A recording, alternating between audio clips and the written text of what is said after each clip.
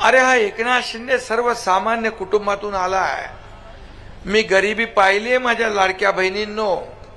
माझ्या आईची तगमग पाहिली आहे, माझ्या पत्नीची तगमग पाहिली आहे. महिना कसा चालवायचा, काटकसर कशी करायची, त्यांच्या डोळ्यातली कणव पाहिली आहे. आणि म्हणून मी जेव्हा मुख्यमंत्री झालो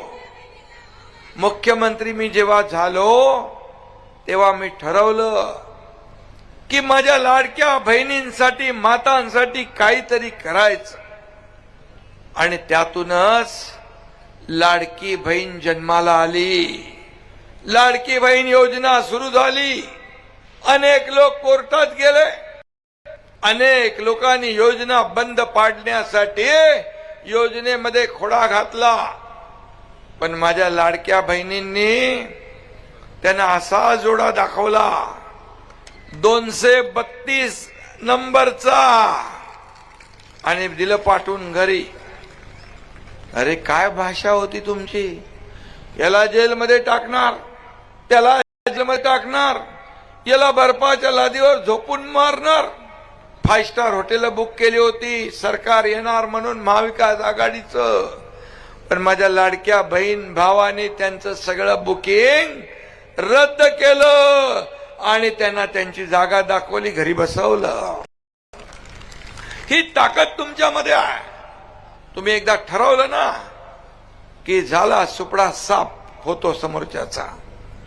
आणि मी हेही सांगतो, आता लाडक्या बहिणींची संख्या जास्ती आहे, लाडके भाऊही आहेत पाठीराखे. पण ज्या उमेदवार, हे सगळे उमेदवार आहेत ना, ज्या उमेदवारांच्या पाठी महिला, त्यांचा मतपेटीत नंबर पहिला.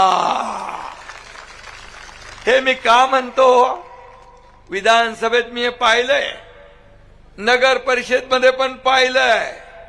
आणि मला अनुभव आणि खात्री झाली आहे की या महापालिकेत देखील हेच घडणार, पुन्हा हेच घडणार. आणि शिवसेनेचा धनुष्यबाण सगळीकडे दिसणार. आणि म्हणून तर मी ही योजना केली. माझ्या लाडक्या बहिणींच्या स्वतःच्या सहीने पैसे काढण्याचा अधिकार तुम्हाला दिला.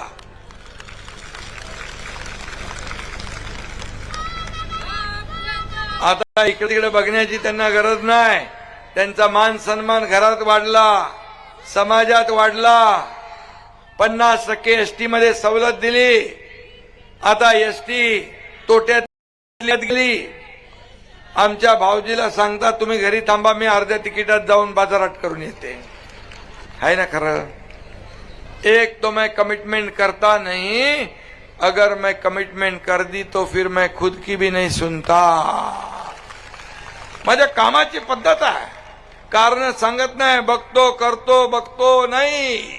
No reason on the spot decision. ताबडतोब जे आहे ते करून टाका. मुख्यमंत्री सहायता निधीतून या एकनाथ शिंदेने 460 कोटी रुपये माझ्या काळात दिले. अगोदरच्या मुख्यमंत्र्यांनी 2.5 वर्षात 3 कोटी रुपये दिले होते. का? अरे लोकांचे पैसे आहेत. 70,000 लोकांना मदत झाली. कितीतरी लोकांचे जीव वाचले. का नाही केलं तुम्ही? हा माझा सवाल आहे. मी जे बोलतो ते करतो, जे होणार नाही ते मी बोलत नाही. आणि म्हणून लोकांनी माझ्यावर विश्वास ठेवला आणि महायुतीचं सरकार, माझ्या लाडक्या बहिणींनी चमत्कार घडवून आणलं.